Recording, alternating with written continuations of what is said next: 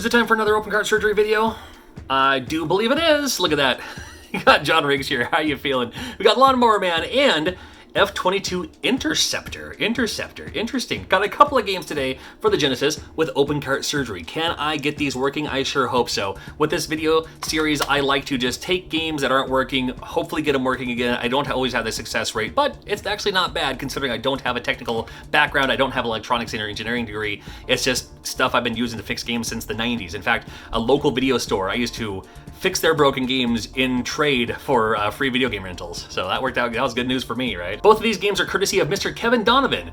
Big shout out to the Wounded Warrior Project. It's on the Wounded Warrior Project stationery here. Mr. Riggs, my goodness. Love your channel. Open cart surgery is needed for these games. I cleaned the contacts, but they still don't work. I would love to have played them, but that's not gonna happen. Thank you for the great YouTube channel. I thank you for being Mr. Awesome, Mr. Kevin Donovan. The greatest casualty is being forgotten. Shout out to the Wounded Warrior Project. Maybe if you're looking for this, like, man, I want to donate to a charity. That's a great one you should check out.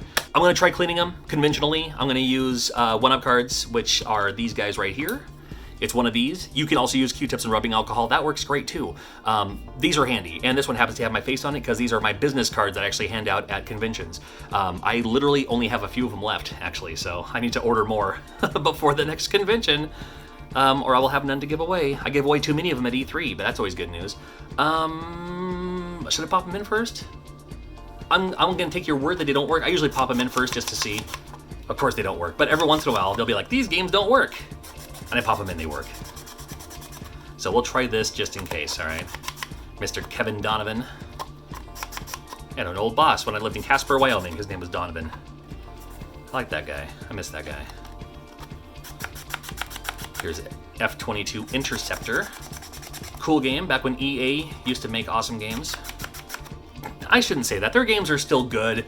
There's just a lot of stuff around E3 that's making me kind of not want to support them, you know what I mean? It's like, I still like, yeah, I'm not gonna get into it. I'm using a Super Retro Trio 3 Plus. These are pretty handy.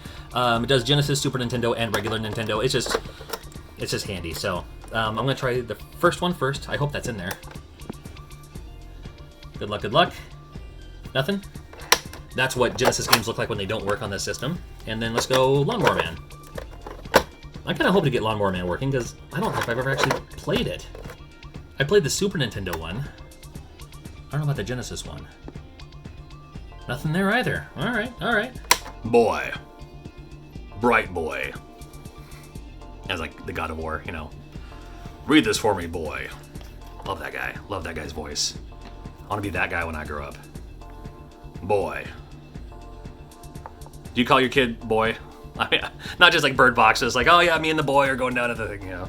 I have a son too. I try not to call him the boy, but sometimes like, oh yeah, me and the boy. We're going to Seattle. You know, me and the boy, we're going to the, grocery store. I don't know. So anyway, this Bright Boy stuff is a metal polisher. So it's cleaning your pins. It takes off, I think, like the smallest trail of residue. It's like resurfacing a disc. You can only do it so many times. But Bright Boys does not leave that weird white residue that I'm dropping into my boy voice again. Doesn't leave the bright residue that Brasso leaves, boy. All right, we tried Bright Boy on Lawnmower Man. Mr. Professional here, as always. Got the single cam, nothing. Dude, come on.